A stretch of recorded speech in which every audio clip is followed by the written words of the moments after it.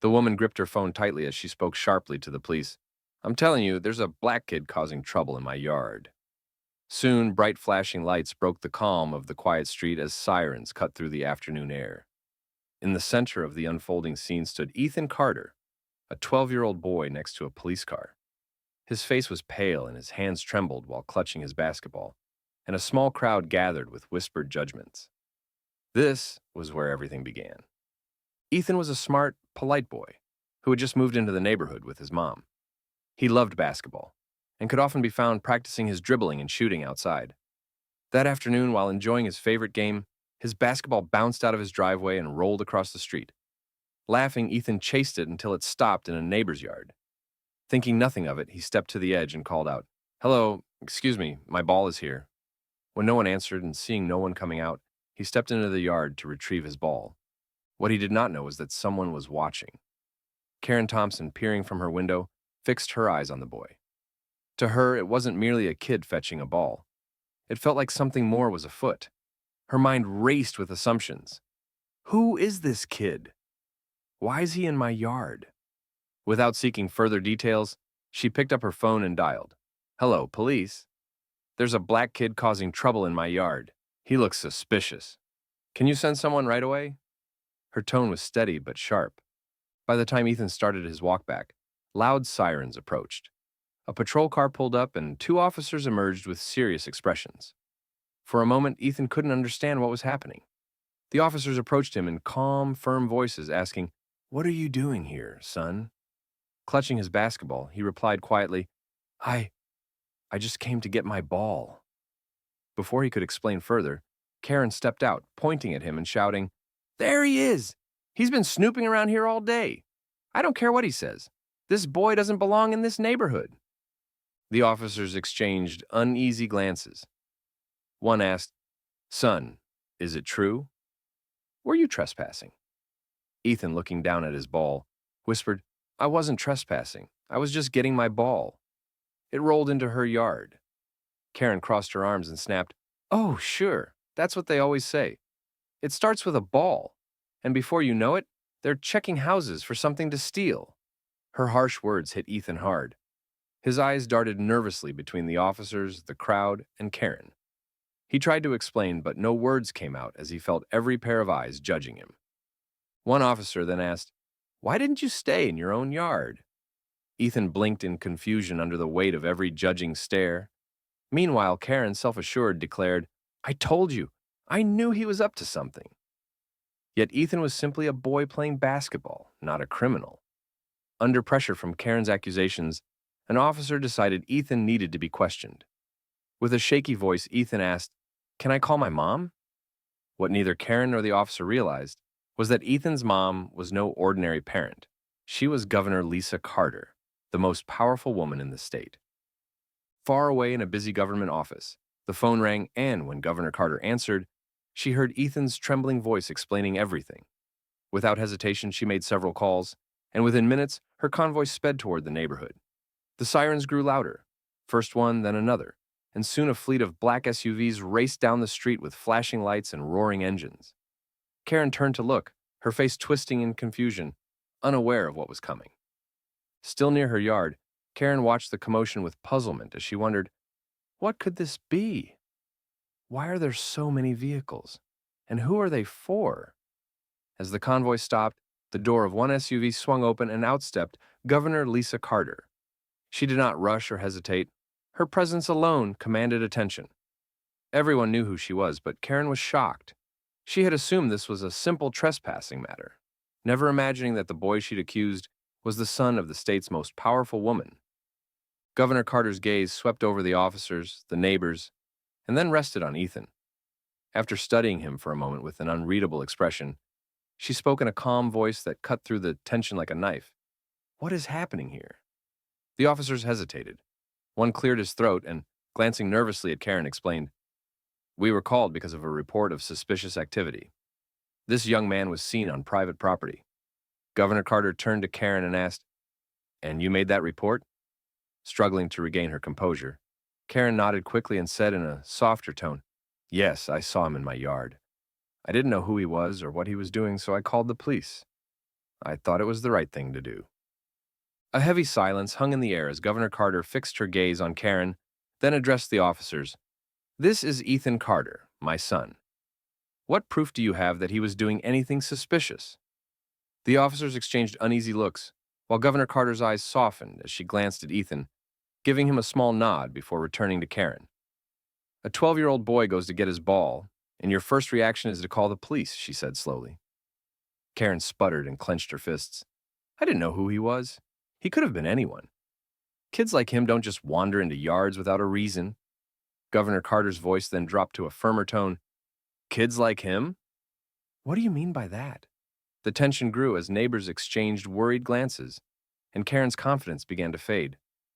Stepping closer, Governor Carter declared, Let me be very clear.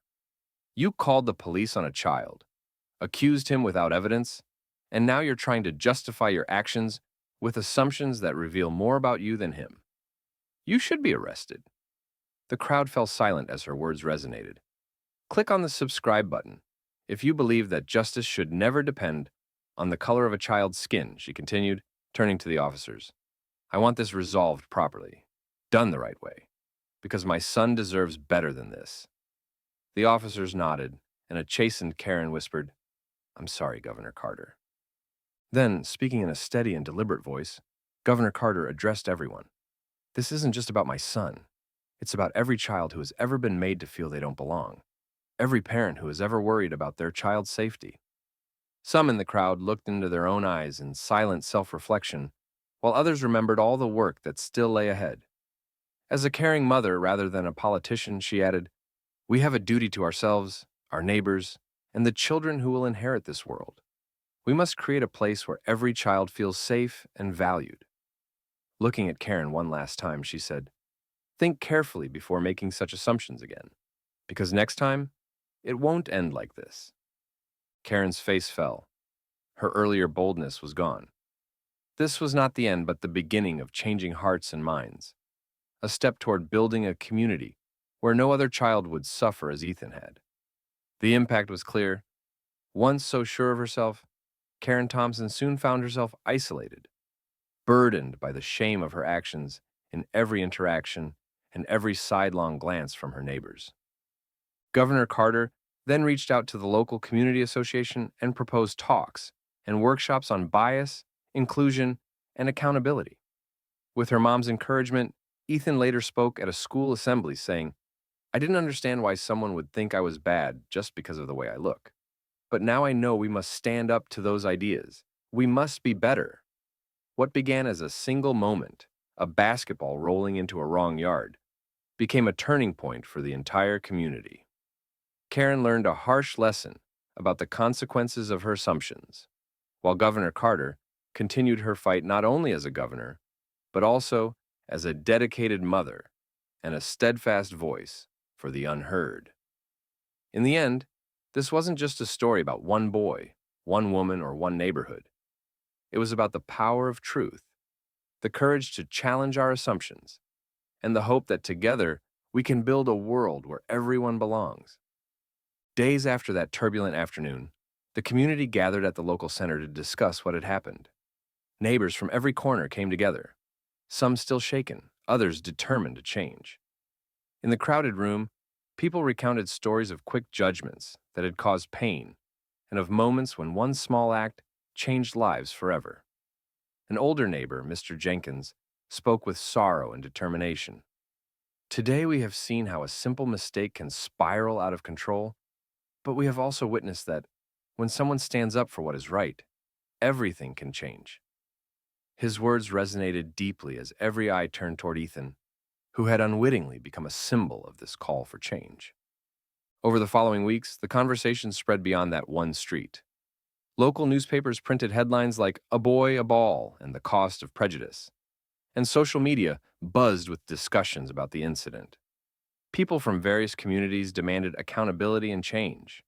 Articles were written, opinion pieces published, and meetings held, urging everyone to think twice before judging and to choose empathy over suspicion.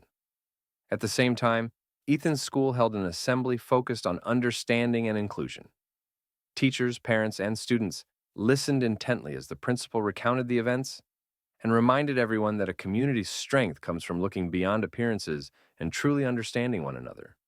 Standing at the front with his mother by his side, Ethan felt hope replacing the fear and confusion in his eyes, a hope that he might spark lasting change. Governor Carter, now a respected symbol for progress, continued to work tirelessly. Even with the pressures of her role, she visited schools, community centers, and town hall meetings, always returning to that pivotal moment. Every child must feel safe to be who they are, she would say, and no one should ever feel punished simply for being themselves.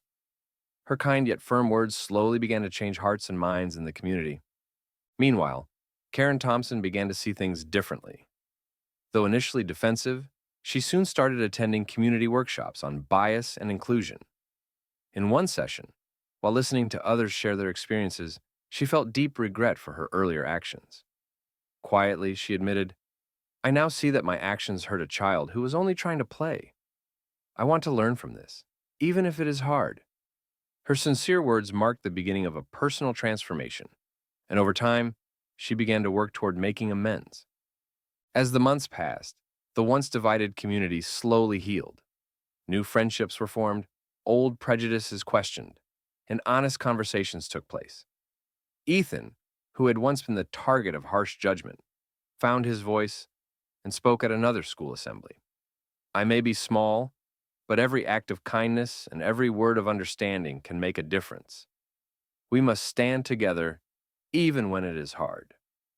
His simple yet powerful words became a rallying cry among his classmates. Governor Carter's efforts began to bear fruit. The local community association organized events that encouraged discussions on personal biases, workshops on cultural sensitivity, town hall meetings, and art projects that celebrated differences. In one project, children were asked to draw what inclusion meant to them. Their colorful drawings showed that diversity could unite rather than divide. One crisp autumn day, when the leaves turned bright orange and red, the community gathered at a street fair. Local vendors, musicians, and artists showcased their talents, and at the center, residents painted a large mural of children playing happily together, a powerful sign that every child belonged. As Governor Carter gazed at the mural with quiet pride, she knew that the painful events of that afternoon had ignited change far greater than anyone had imagined. The media continued to cover the story, and soon, what began as a local incident transformed into a symbol of a larger movement. National news channels featured the story of Ethan Carter, the boy whose basketball had sparked a community stand against prejudice. Panel discussions and televised debates examined issues of bias and unfair treatment, prompting people across the state to re-examine their own beliefs. In one heartfelt interview, a prominent civil rights leader stated, "When we let fear rule our actions, we lose our humanity. We must choose understanding, because only through empathy can we build a truly fair society." Life in the neighborhood carried on, but things were different now. Every time Ethan dribbled his basketball on the cracked driveway, he remembered not the day he was judged, but the strength he found in standing up for himself and others. His mother balanced the heavy responsibilities of her job with the gentle care of a loving parent, always reminding him that his worth was measured by the goodness of his heart, rather than the color of his skin. As time passed and the seasons changed, the community's hearts and minds transformed. Inclusion workshops became a regular part of school life, and stories of fear giving way to compassion and prejudice, yielding to understanding, were told repeatedly. People began to see one another not as strangers, defined by outdated ideas, but as neighbors with unique stories of hope and struggle. Karen Thompson, now more reflective and reserved, started volunteering at the community center and shared her story of regret and growth. "I was wrong," she admitted at a public meeting. "I let fear cloud my judgment and hurt a child who was only trying to be himself. I am here now to listen, to learn, and to do better." Her heartfelt words touched many, and over time she became an example of how change is possible. At a memorable town hall meeting, Governor Carter addressed the crowd with a calm, steady voice. "This incident has shown us that our first reaction should always be one of compassion," she said. Every child and every neighbor deserves a chance to be understood. Let us move forward, not with anger, but with a promise to build bridges instead of walls.